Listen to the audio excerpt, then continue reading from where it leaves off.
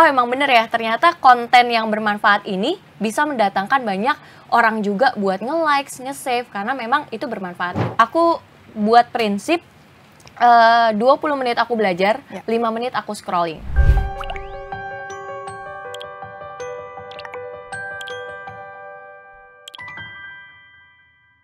Halo Tribuners, selamat datang di EdTalk, sebuah inisiatif Tribun News dan Sekolah EdTech mewadahi orang tua, pendidik, dan penggiat pendidikan untuk berdiskusi lebih dalam terkait pendidikan di Indonesia.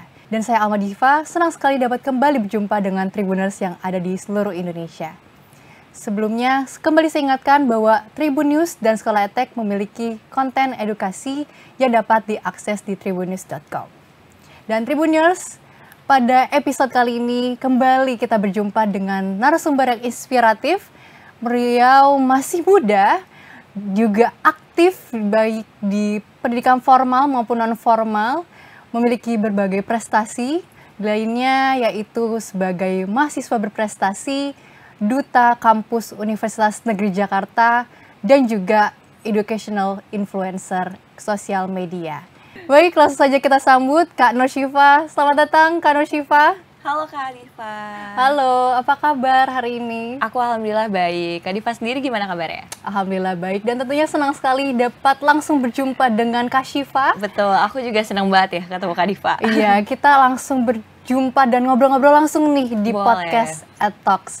Kayaknya seru banget nih obrolan kita hari ini, karena sebelumnya mungkin pembahasan kita nih lebih ke orang tua gitu ya, terkait pendidikan. Sekarang kita lebih santai nih, kita membahas terkait mungkin bisa dikatakan jadi apa ya, obrolan yang seru nih untuk mahasiswa atau siswa SMA gitu ya, bahkan Gen Z yang ingin fokus nih ke jenjang karir. Betul. Oke Kak, sebelum kita masuk lebih dalam, aku kan udah cek-cek ya, Instagram kakak, TikTok kakak nih seru banget nih, banyak banget konten-konten edukasi terkait mahasiswa terutama ya, persiapan perkuliahan dan persiapan karir gitu ya. Aku mau nanya nih, awal mulanya kakak nih untuk fokus ke sosial media nih, menjadi content creator tuh karena apa sih? Oke, kalau misalkan dulu ya Kak, kalau misalnya aku cerita dari awal, sebenarnya kan aku educational influencer di dua platform. Ada Instagram dan juga ada TikTok. Nah, dua hal ini juga berbeda awal mula aku. Jadi awalnya di TikTok, itu aku ngebahas seputar esai ilmiah. Jadi waktu itu aku karena lagi nggak ada kerjaan ya, liburan semester kuliah, aku coba belajar buat bikin esai ilmiah. Dan ternyata dari ilmu yang aku dapat, aku cobalah buat share itu di TikTok. Dan waktu itu akhirnya tembus sampai 200.000 views di TikTok. Jadi iya, waktu itu aku followers baru 2.000 followers aja, tapi udah nyentuh 200.000 views. Sampai aku cari tahu kenapa ya orang ini banyak banget yang nge-likes gitu ya, banyak banget yang nonton video aku. Dan ternyata aku baca dari komentar mereka, kebanyakan mereka tuh belum tahu gimana cara ngebuat esai ilmiah. Kayak gitu, mungkin dipelajari gitu ya di sekolah dari guru mereka, tapi ternyata untuk lomba esai ilmiah itu belum banyak gitu dibahas untuk siswa dan mahasiswa. Kayak gitu, dan akhirnya dari sini aku mikir, oh ternyata dengan kita nge-sharing ilmu yang kita punya gitu ya, di media sosial, dan itu bisa bermanfaat buat orang lain gitu kan, yang mana itu juga memberikan dampak juga nih kepada kita kayak gitu. Jadi sampai saat itu, dari mulai saat itulah ya, aku coba buat terus ngonten ya terkait dengan esai kayak gitu ya. Dan aku berpikir lagi, kenapa kalau misalnya dari para pakar ya, misalkan dari dosen, dari guru, kenapa nggak mereka juga membagikan ilmu-ilmu yang mereka punya melalui media sosial ini? Karena aku yakin bakalan banyak juga ya manfaat yang bisa diambil oleh mereka buat mahasiswa ataupun siswa belajar dari media sosial. Itu sih Kak, kalau misalnya dari Instagram ya, dari TikTok ya.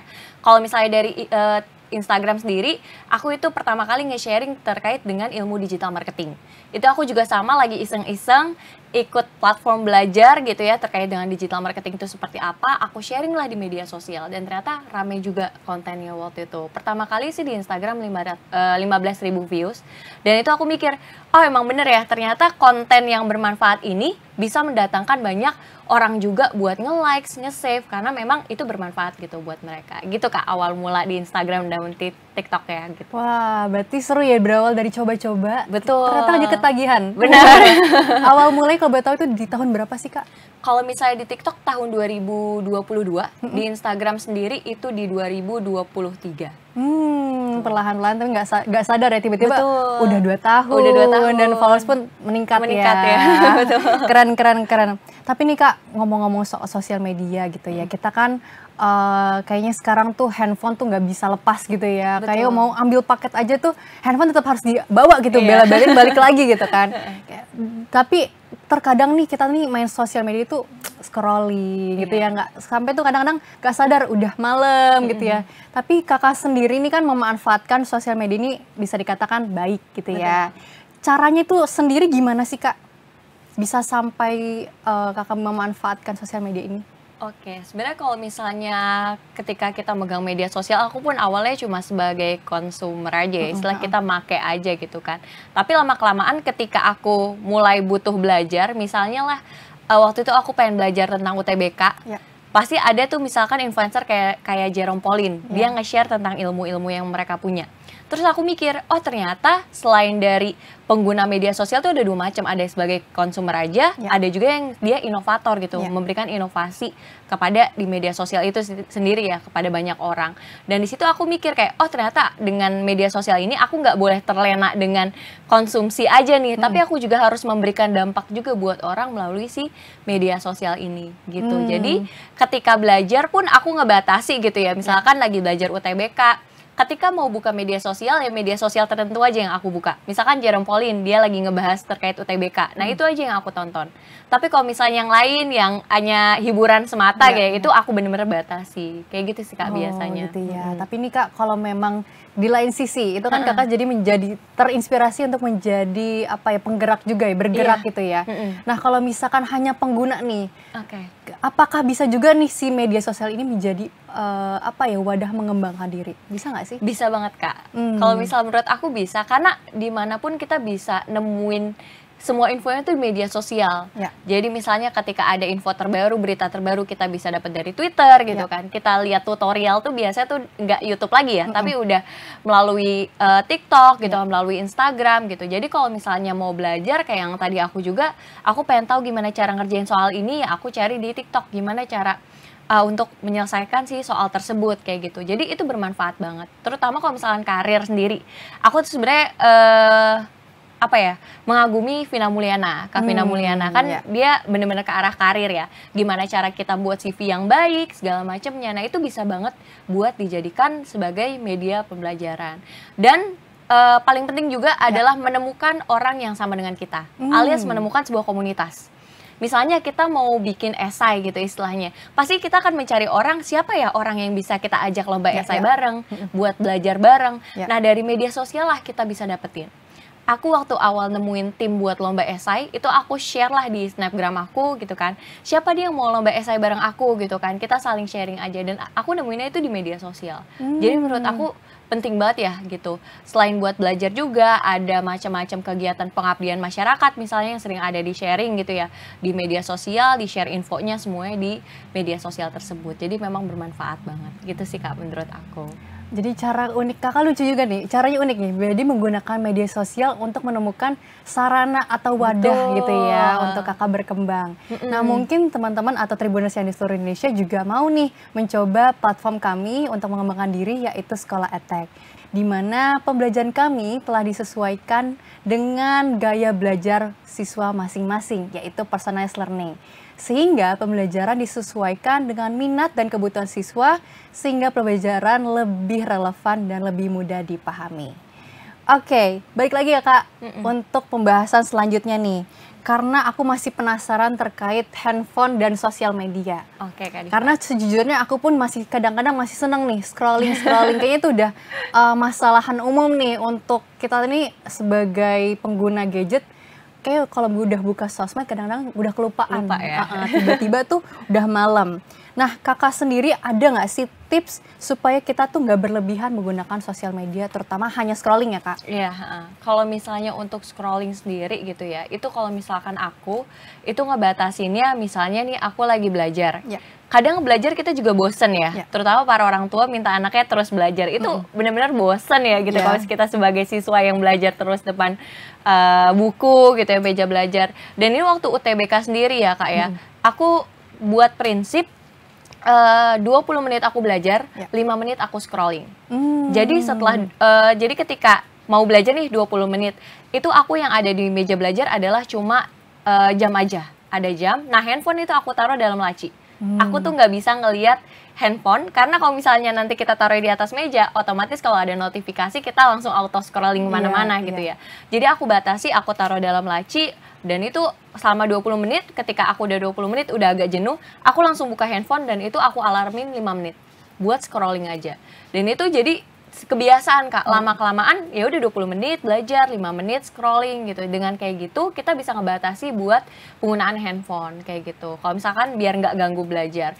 Nah kalau misalkan agak malam nih kita nge-scrolling mulu gitu ya, nah itu udah dibatasin misalnya biasa tuh di mode Instagram sekarang ada yang namanya mode tidur. Jadi kita nggak bisa akses Instagram selama kita masih tidur, kita udah menjelang mau tidur lah ya gitu. Nah itu bisa banget dipakai, karena kalau misalkan aku juga sebagai content creator tiap hari tuh bukannya Instagram kak gitu. Jadi kayak nggak bisa stop gitu ya sampai malam gitu.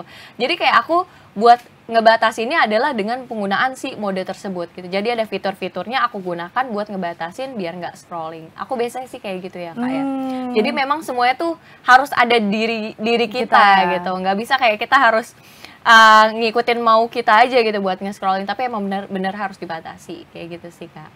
Jadi sebetulnya banyak yang bisa kita pergunakan ya untuk memanage si sosial media itu sendiri. Benar. Nah kak, ngomong-ngomong masih ngomongin soal sosial media, kayak sekarang tuh bisa dikatakan cerminan sosial media kamu adalah cerminan kita di real life gitu.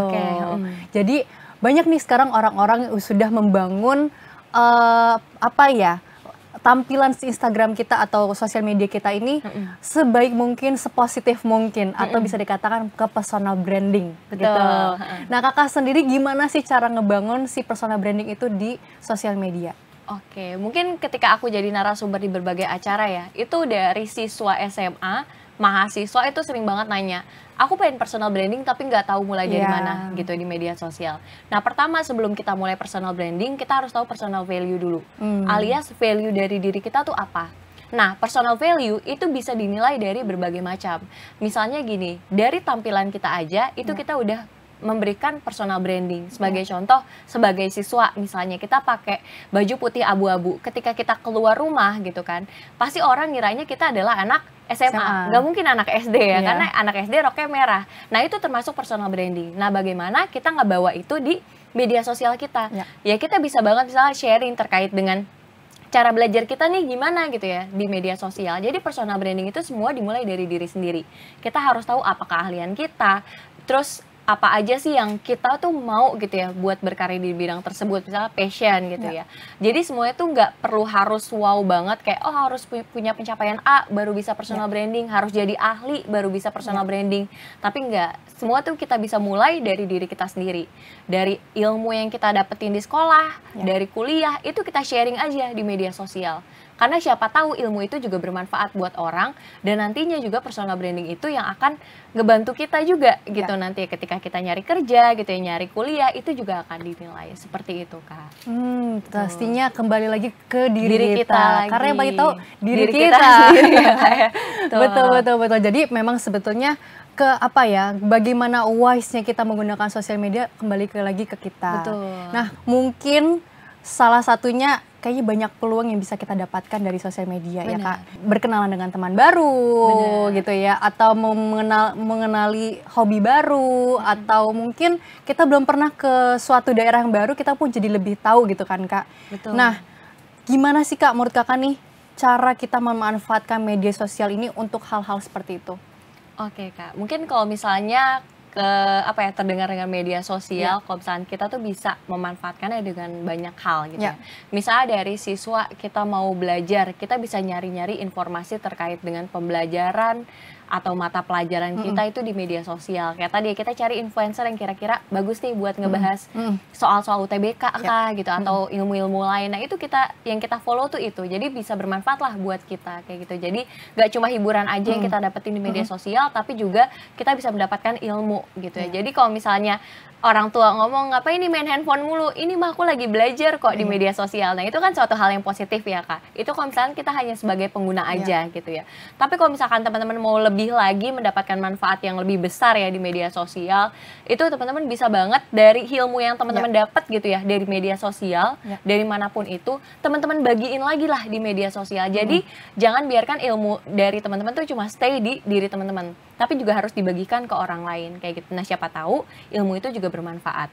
Nah itu yang tadi aku cerita di awal ya. Awalnya aku iseng-iseng belajar, terus aku sharing di media sosial, ternyata itu juga bisa mendapatkan manfaat kayak gitu. Dan ketika kita udah konsisten nih Kak, buat konten, ngebangun personal branding dengan cara dimulai dari diri sendiri ya, sehari-hari aja gitu. Bahkan aku punya teman influencer juga, dia merupakan siswa SMA, dan akhirnya dia sekarang masuk universitas ternama, itu jalur personal brandingnya dia.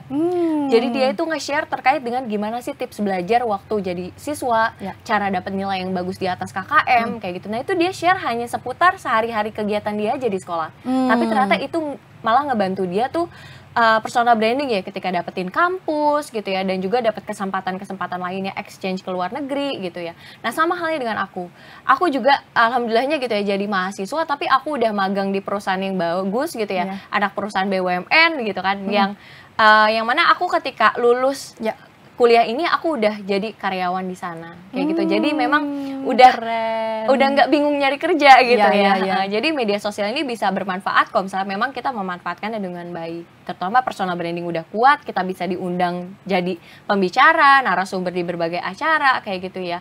Dan teman-teman misalnya mau jadi mahasiswa berprestasi juga, pengakuan dan branding itu sangat penting banget sebagai penilaian dari mahasiswa berprestasi kayak gitu. Karena mahasiswa berprestasi itu nggak cuma terkait dengan nilai, prestasi aja, tapi juga terkait dengan bagaimana kita tuh bisa berdampak, memberikan manfaat buat orang lain. Kayak gitu sih Kak. Dan ya dari segi karirnya udah oke gitu ya, ilmu juga kita dapat manfaatnya gitu. Jadi media sosial ini bisa jadi suatu platform yang buat kita tuh hidupnya lebih mudah, nggak susah nyari kerja gitu, karena pendapatan pun jadi mudah juga ya, karena media sosial udah lumayan besar gitu untuk pendapatannya sendiri. Jadi memang bagaimana kita bisa memanfaatkannya kayak gitu Kak. Wis keren, berarti memang sebetulnya banyak sekali yang bisa dimanfaatkan. Dan mungkin bisa dikatakan sebetulnya siapa saja bisa jadi content creator, betul ya? Sekali, baik guru, orang tua, mungkin juga siswa gitu ya. Bahkan dengan konten-konten yang simple bisa jadi hal yang menarik gitu ya. Jadi personal branding seseorang di sosial media. Nah, tapi ya sejujurnya itu bisa dikatakan kayaknya tuh banyak orang yang memang tertarik, tetapi tuh masih ragu. Gimana cara memulainya, atau kadang-kadang malu, kadang-kadang takut di komen. Kakak sendiri gimana sih cara memulainya? Oke, betul banget Kak. Waktu dulu di TikTok juga aku malah ngasih terkait dengan ini sih Kak, self development. Jadi aku kasih semangat ke orang-orang yang gagal gagal SNMPTN ya, waktu itu yang jalur eligible rapot. Aku kasih motivasi ke mereka, dan aku pun juga sama diejek waktu itu. Kayak motivator gitu kan, padahal viewsnya tuh baru sedikit gitu kan. Tapi ya dengan itu aku malah mikir, oh ini sebagai pendorong kita aja gitu. Jadi kita memanfaatkan ejekan-ejekan orang buat ngebuktiin bahwa kita juga bisa loh gitu kan. Seperti melebihi dari ekspektasi mereka kayak gitu. Meskipun kita dinilai nggak mungkin dia jadi content creator gitu. Ternyata aku pun bisa gitu. Bahkan setelah aku jadi seperti sekarang, malah banyak yang nanya gitu kan. Teman-teman aku yang ngejek kemarin jadi nanya gimana sih caranya ngonten gitu ya. Dan buat teman-teman semua yang pengen ngonten juga, gak perlu takut gitu ya buat mulai sharing ilmu teman-teman. Pokoknya semua itu harus dimulai dari diri sendiri. Apa yang teman-teman miliki, teman-teman share lah di media sosial teman-teman. Karena siapa tahu itu bisa bermanfaat ya buat orang lain kayak gitu. Jadi harus tahu dulu nih kira-kira apa yang mau teman-teman bagikan. Misalnya teman-teman siswa ya, bagikan terkait dengan keseharian teman-teman sebagai siswa lah ya di media sosial. Kayak gitu. Teman-teman jadi guru nih, berarti teman-teman bisa sharing gimana sih ilmu-ilmu mata pelajaran di sekolah gitu ya. Nah, nanti juga akan bermanfaat karena sekarang juga udah banyak ya guru jadi influencer juga gitu ya. Dosen jadi influencer juga. Jadi menurut aku ilmu tuh jadi nggak terbatas kalau misalnya ada media sosial ini sebagai sarana utamanya kayak gitu. Jadi harus tahu dulu apa yang mau dibagikan. Yang kedua konsisten. Jangan sampai kayak kita udah ngonten sekali terus udah diejek gitu ya, terus kita nggak ngonten lagi atau males gitu ya. Nah, itu minimal banget harus konsisten. Kalau aku dulu konsisten pertama kali ngonten adalah 2 minggu 1 konten. Itu di TikTok. Sampai akhirnya kalau sekarang adalah 1 hari 1 konten.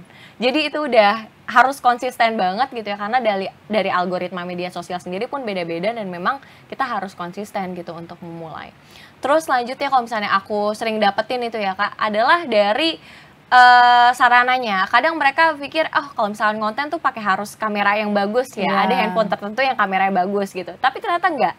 Aku justru awal ngonten itu pakai handphone yang kameranya nggak bagus banget ya, biasa aja. Jadi aku pakai filter Instagram waktu itu, karena untuk mendukung gitu ya. Dan itu semua fine-fine aja. Bahkan aku bisa beli kamera yang bagus gitu ya, itu karena hasil ngonten-ngonten aku di kamera-kamera yang biasa gitu, bukan yang kamera bagus banget. Jadi kayak ya semuanya itu sebenarnya tergantung diri sendiri ya. Kadang ada yang males, ada juga yang dengan alasan oh kurang nih sarananya, padahal sebenarnya mereka bisa manfaatin semuanya itu.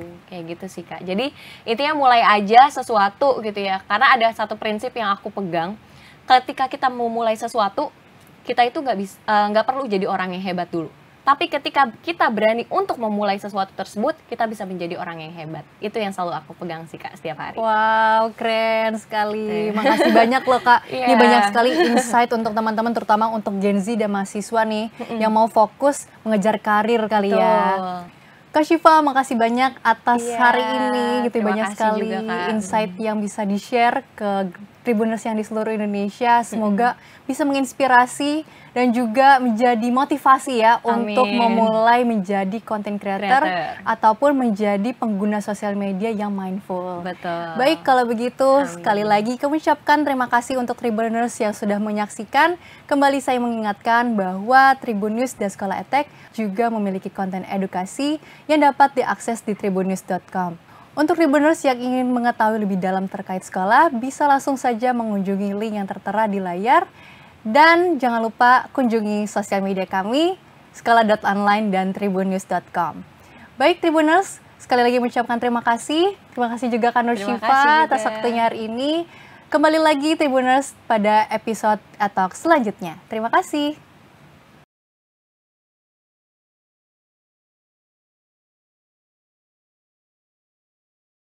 Terima kasih sudah nonton. Jangan lupa like, subscribe, dan share ya.